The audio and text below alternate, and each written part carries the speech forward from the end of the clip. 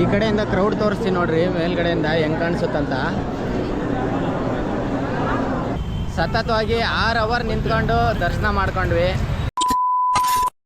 ಜನ ಚೇಂಜ್ ಕೇಳ್ತಾ ಇದಾರಲ್ಲ.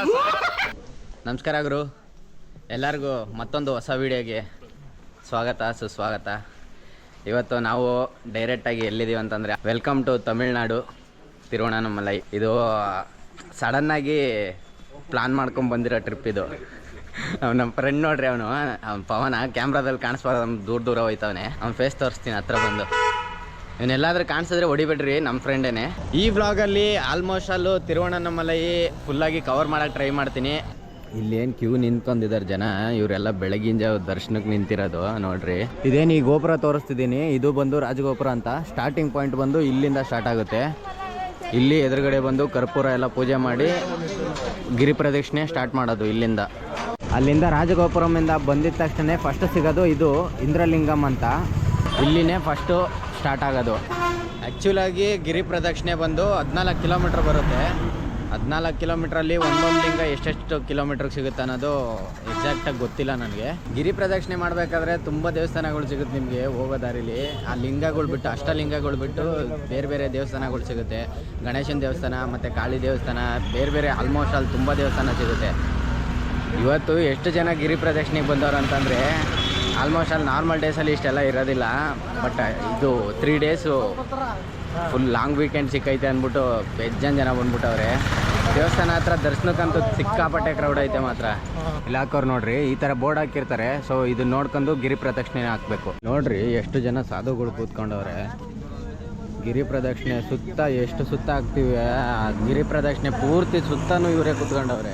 ಇಂಡಿಯನ್ಸ್ ಏನೋ ಗಿರಿ ಪ್ರದಕ್ಷಿಣೆ ಹಾಕ್ತಾರೆ, ಓಕೆ. ಬಟ್ ಫಾರಿನರ್ಸ್ ನೋಡ್ರಿ, ಅಲ್ಲಿ ಫಾರಿನರ್ಸು ಕೂಡ ಗಿರಿ ಪ್ರದಕ್ಷಿಣೆ ಹಾಕ್ತವ್ರೆ. ಬಟ್ ಅವರೆಲ್ಲ ಶೂಗಳು ಹಾಕೊಂಡು ಗಿರಿ ಪ್ರದಕ್ಷಿಣೆ ಹಾಕ್ತವ್ರೆ. ನಾವೆಲ್ಲ ಬರೀ ಕಾಲಲ್ಲಿ ಹಾಕ್ತಿದ್ದೀವಿ ನೋಡ್ರಿ, ಅವರೆಲ್ಲ ಶೂ ಹಾಕೊಂಡು ಮಾಡ್ತವ್ರೆ ಅಲ್ಲಿ. ಇದು ಬಂದು ಪ್ರದಕ್ಷಿಣೆಯಿಂದ 2ನೇ ಲಿಂಗ ಸಿಗೋದು. ಲಿಂಗ ದರ್ಶನ ಮಾಡ್ಕೊಂಡು ಬೂಸ್ಟ್ ಕುಡಿಯೋಕೆ ನಿಂತಿದ್ದೀವಿ.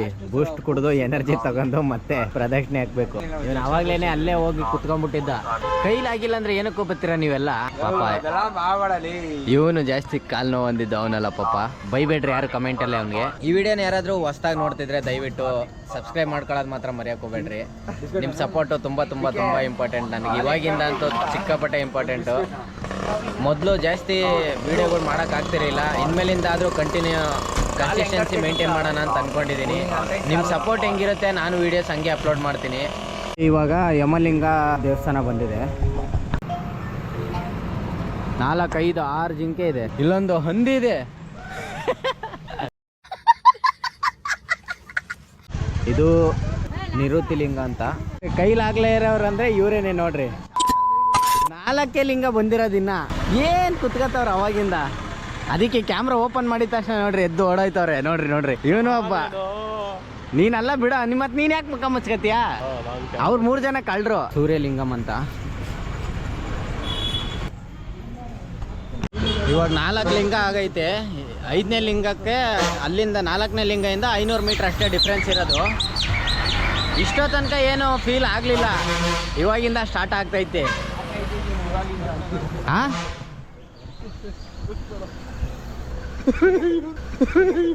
ಈ ನನ್ನ ಮಕ್ಕಳಿಗೆ ತಿಂದ್ಬಿಟ್ಟು ಮನೇಲಿ ಬೇರೆ ಏನ್ ಕೆಲಸ ಇರಲ್ಲ, ಇಲ್ಲಿ ಬಂದು ನಿಂತ್ಕೊಂಡು ಹೋಗೋ ಬರೋರ್ನೆಲ್ಲ ತರಲೆ ಮಾಡ್ಕೊಂಡು ಪೋಸ್ ಕೊಡ್ತಿರ್ತಾರೆ ಬಡ್ಡಿ ಮಕ್ಕಳು.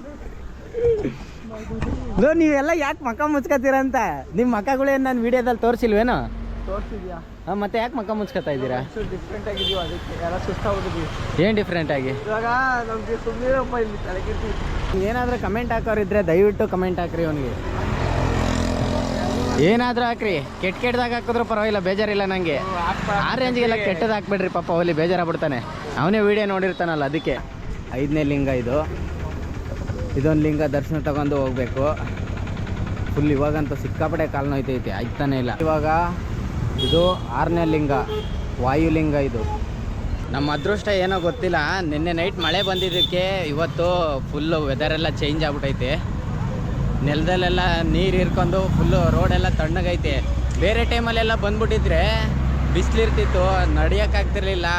ಬರೀ ಕಾಲಲ್ಲಿ ನಡೆದ್ಬಿಟ್ಟಿದ್ರೆ ಪಕ್ಕ ಫಿಕ್ಸು ಬೊಬ್ಬೆ ಬರೋದಂತೂ ಕಾಲೆಲ್ಲ.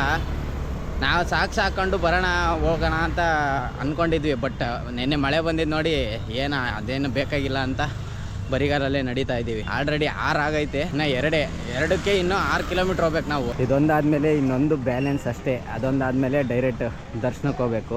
ಆಲ್ಮೋಸ್ಟ್ ಅಲ್ಲೂ ತುಂಬ ಜನ ನೈಟ್ ಹೊತ್ತು ಮಾಡೋಕ್ಕೆ ಪ್ರಯತ್ನ ಮಾಡ್ತಾರೆ. ಯಾಕಂದರೆ ನೈಟ್ ಹೊತ್ತು ಬಿಸಿಲು ಇರಲ್ಲ, ಆರಾಮಾಗಿ ಮಾಡ್ಬೋದು, ಖಾಲಿ ರೋಡ್ ಇರುತ್ತೆ ಅಂತ. ಬಟ್ ನೈಟು ದರ್ಶನ ಆಗೋದಿಲ್ವಲ್ಲ. ಆದರೆ ಇಲ್ಲಿ 9 ಗಂಟೆಗೆ ಕ್ಲೋಸು ದೇವಸ್ಥಾನ ಬಂದು. ಸೊ ನೈಟ್ ಹೊತ್ತು ಮಾಡೋಕ್ಕೆ ಹೋಗ್ಬೇಡ್ರಿ. ನೀವೇನಾದರೂ ಬಂದರೆ ಅಕಸ್ಮಾತು ಬೆಳಗಿನ ಜಾವ ಸ್ಟಾರ್ಟ್ ಮಾಡಿರಿ. ಆರಾಮಾಗಿ 10 ಗಂಟೆ 11 ಗಂಟೆ ಅಷ್ಟೊತ್ತಿಗೆಲ್ಲ ಕ್ಲೋಸ್ ಆಗಿಬಿಡುತ್ತೆ. ದೇವಸ್ಥಾನದ ಅಷ್ಟೊತ್ತಿಗೆ ರೀಚ್ ಆಗಿಬಿಡ್ತೀರ ನೀವು. ಅಷ್ಟೊತ್ತಿಗೆ ಆರಾಮಾಗಿ ದೇವ್ರ ದರ್ಶನಕ್ಕೆ ನಿಂತ್ಕೊಂಡ್ರೆ ಇಲ್ಲೊಂದು ದೇವಸ್ಥಾನ ಐತೆ ನೋಡ್ರಿ, ದೊಡ್ಡದು ಐತೆ ಇಲ್ಲಿ ಲಿಂಗ. 11 ಗಂಟೆ ಅಷ್ಟೊತ್ತಿಗೆ ಹೋದರೆ ಆರಾಮಾಗಿ ದರ್ಶನಕ್ಕೆ ನಿಂತ್ಕೊಂಡ್ರೆ 2 ಅವರ್ 3 ಅವರು ಮ್ಯಾಕ್ಸಿಮಮ್ ಆಗುತ್ತೆ. ನಾನು ಕೊಡೋ ಸಜೆಷನ್ ಅಂದರೆ ಇದೇನೆ, ನೈಟ್ ಹೊತ್ತು ಮಾಡೋಕ್ಕೆ ಹೋಗ್ಬೇಡ್ರಿ, ಬೆಳಗಿನ ಜಾವ ಮಾಡಿರಿ.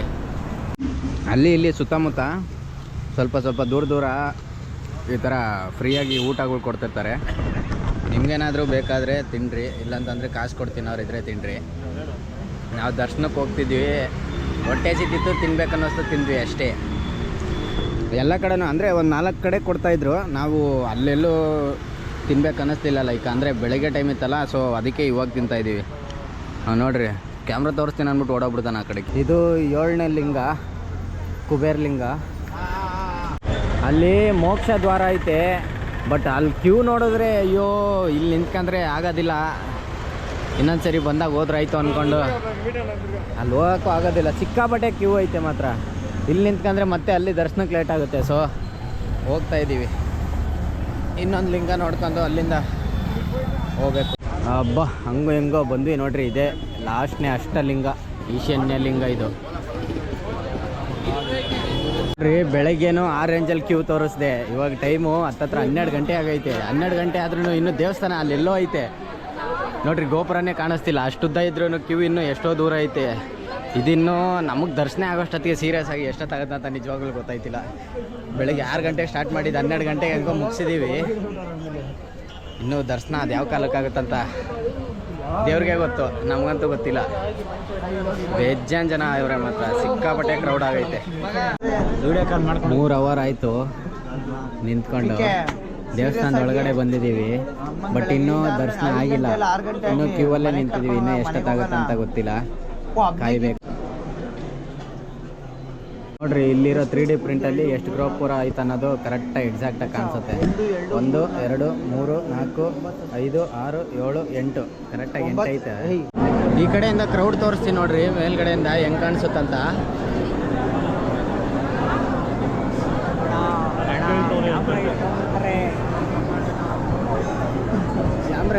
ದರ್ಶನ ಎಲ್ಲ ಮುಗಿಸ್ಕೊಂಡಾಯ್ತು. ಸತತವಾಗಿ 6 ಅವರ್ ನಿಂತ್ಕೊಂಡು ದರ್ಶನ ಮಾಡ್ಕೊಂಡ್ವಿ.